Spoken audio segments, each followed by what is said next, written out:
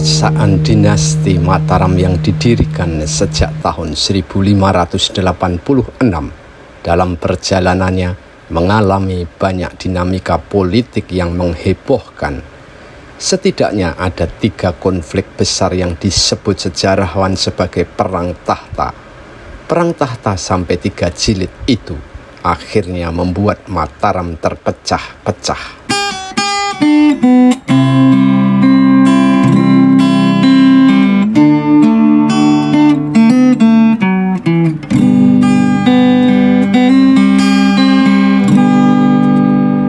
Proses suksesi Raja Mataram mulai panas sejak Sultan Agung wafat pada tahun 1645. Putra Sultan Agung, Raden Mas Sayidin, dinobatkan sebagai raja berikutnya dalam suasana tegang dan keraton ditutup. Pejabat tidak boleh keluar dari keraton.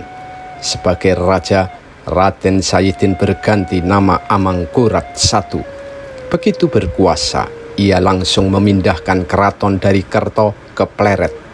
Di saat pembangunan keraton Pleret masih berlangsung, muncul konflik antara Amangkurat I dan adiknya Pangeran Alit. Pangeran Alit akhirnya wafat dalam pertarungan melawan pasukan Amangkurat I. Konflik lain muncul. Hubungan Amangkurat I dengan putranya yang sekaligus calon penerus tahta, Raden Mas Rahmat, memanas. Bahkan Raden Mas Rahmat kemudian menjalin hubungan dengan Pangeran Kajoran dan Raden Trunojoyo untuk menggulingkan ayahnya Amangkurat I.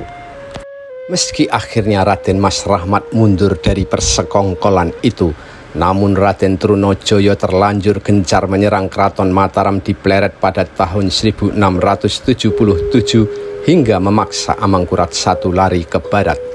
Tahun itu juga Amangkurat I wafat dan dimakamkan di Tegalwangi. Lalu Raden Mas Rahmat mencoba menegakkan kembali kerajaan Mataram dan memindah keraton ke Kartosuro pada tahun 1680 dengan gelar Amangkurat II. Di keraton Kartosuro inilah muncul perang tahta sampai 3 jilid hingga akhirnya Mataram terpecah-pecah.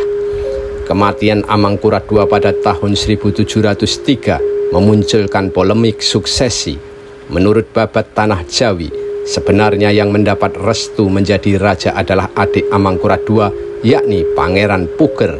Namun satu-satunya putra Amangkurat II, Raden Mas Sutekno, naik sebagai raja baru dengan gelar Amangkurat III. Konflik antara Amangkurat III dan Pangeran Puger pun memanas, dan inilah yang disebut Perang Tahta Jilid pertama di dinasti Mataram. Penolakan atas penobatan Amangkurat III menguat, sebaliknya dukungan kepada Pangeran Puger untuk menjadi raja mengalir. Putra Pangeran Puger, Raden Suryokusumo, melakukan pemberontakan. Merasa terancam, Amangkurat III kemudian mengurung keluarga Pangeran Puger. Atas pertolongan Patih Sumobroto, Pangeran Puger dan keluarga berhasil lolos dan lari ke Semarang. Di sana ia mendapat bantuan dari VOC untuk naik tahta. Pangeran Puger kemudian dinobatkan sebagai Raja Mataram dengan gelar Pakubuwono I. Pakubuwono I kemudian berhasil merebut keraton Kartosuro pada tahun 1705 dan memaksa Amangkurat III lari ke Ponorogo. Terus diburu, pada tahun 1708 Amangkurat III menyerahkan diri. Naiknya Pakubuwono I sebagai Raja Mataram harus dibayar mahal karena dibantu VOC. Pakubuwono I harus membayar beberapa konsesi lewat perjanjian tahun 1705 dan 1709. Pakubuwono I harus menyerahkan Cirebon dan sebagian wilayah Madura kepada VOC. Selain itu, VOC juga memonopoli perdagangan tekstil dan candu. Wafat pada tahun 1719, posisi Pakubuwono I kemudian digantikan putranya Raden Mas Suryoputro dengan gelar Amangkurat IV. Kekuasaan Amangkurat IV kemudian diwarnai konflik yang disebut Perang Tahta Jilid kedua. Dua saudaranya yang sangat berpengaruh, Pangeran Blitar dan Pangeran Purbaya, tak mengakui kekuasaannya dan memberontak. Tak lama kemudian, Paman Raja Aryo Mataram juga ikut memberontak. Kondisi ini membuat Amangkurat IV kembali bergantung kepada VOC untuk mengatasinya. Kekuatan aliansi Amangkurat IV dan VOC akhirnya mampu membasmi pemberontakan Pangeran Blitar, Pangeran Purbaya, dan Aryo Mataram. Setelah Amangkurat IV wafat pada tahun 1726 karena sakit, konflik kekuasaan semakin besar dan melelahkan, bahkan mengakibatkan Mataram terpecah. Amangkurat IV memiliki 4 putra yang berkarakter kuat, yakni Pangeran Kiai Nur Iman Melangi, Pangeran Aryo Mangkunegoro, Pangeran Mangkubumi, dan Raden Mas Prabu Suyoso. Karena putra permaisuri, Raden Mas Prabu Suyoso yang naik tahta sebagai raja dengan gelar Pakubuwono II. Di masa pemerintahannya, Pakubuwono II membuang kakaknya, Pangeran Aryo Mangkunegoro, ke Sri Lanka, kemudian ke Cape Town, Afrika Selatan. Ia dianggap sebagai lawan politik yang membahayakan, namun keputusan itu menyemai perlawanan lebih besar, sebab putra Pangeran Aryo Mangkunegoro, yakni Raden Mas Said alias Pangeran Sambernyowo, kemudian melakukan pemberontakan hebat. Pangeran Sambernyowo ikut membantu cucu Amangkurat III, yakni Mas Garendi, untuk merebut keraton Kartosuro. Peristiwa itu terjadi pada 1742, dikenal sebagai Geger Pecinan. Lagi-lagi, Pakubuwono II harus meminta bantuan kepada VOC untuk merebut kembali keratonnya, dan ia terpaksa terikat perjanjian tahun 1743. Perjanjian itu menambah beban biaya dan ketergantungan Mataram kepada VOC. Pakubuwono II memang akhirnya bisa menguasai kembali keraton Kartosuro pada tahun 1743. Namun, konflik bukannya berhasil diredam, melainkan semakin besar. Pakubuwono II kemudian membangun keraton baru di Solo. Pada tahun 1745, ia memindahkan kerajaan Mataram dari Kartosuro ke Keraton Kasunanan Surakarta di Solo. Pada periode ini, Perang Tahta Jilid ketiga malah pecah.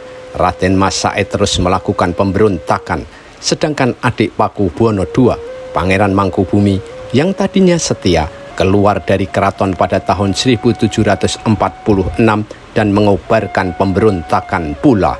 Pangeran Mangkubumi dan Raden Mas Said alias Pangeran Sambernyowo sempat bergabung. Ini membuat Pakubuwono II nyaris terguling. Kekuasaan aliansi Pakubuwono II dan VOC tak pernah mampu mengatasi pemberontakan Pangeran Mangkubumi dan Pangeran Sambernyowo. Pada tahun 1749, Pakubuwono II wafat. Sebelumnya ia menyerahkan keselamatan keraton kepada VOC dan mengangkat putranya Raden Mas Suryadi menjadi raja dengan gelar Pakubuwono III. Konflik kekuasaan yang disebut Perang Tahta III di dinasti Mataram ini justru semakin panas dan panjang karena makin melelahkan dan memakan banyak korban jiwa serta harta benda.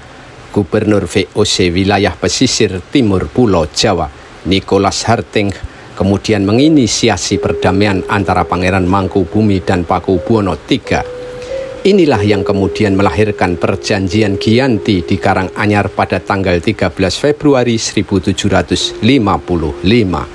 Perjanjian akibat Perang Tahta Jilid III ini menandai terpecahnya Mataram menjadi dua. Atas dasar Perjanjian Giyanti, Pakubuwono III menguasai Mataram bagian timur dan tetap berkeraton di Kasunanan Surakarta. Sedangkan Pangeran Mangkubumi mendapat wilayah Mataram bagian barat.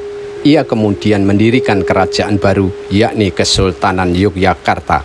Pangeran Mangkubumi menjadi raja pertama di Jogja dengan gelar Sri Sultan Hamengkubuwono I.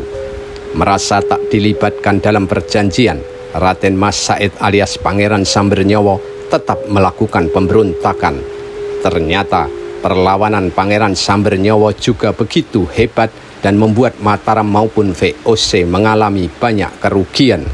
Untuk mengakhiri pemberontakan Pangeran Sambernyowo, VOC kembali menginisiasi perdamaian.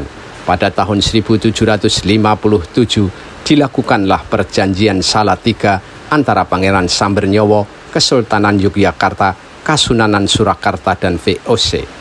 Pangeran Sambernyawa diberi sebagian wilayah Kasunanan Surakarta dan mendirikan Praja Mangkunegaran.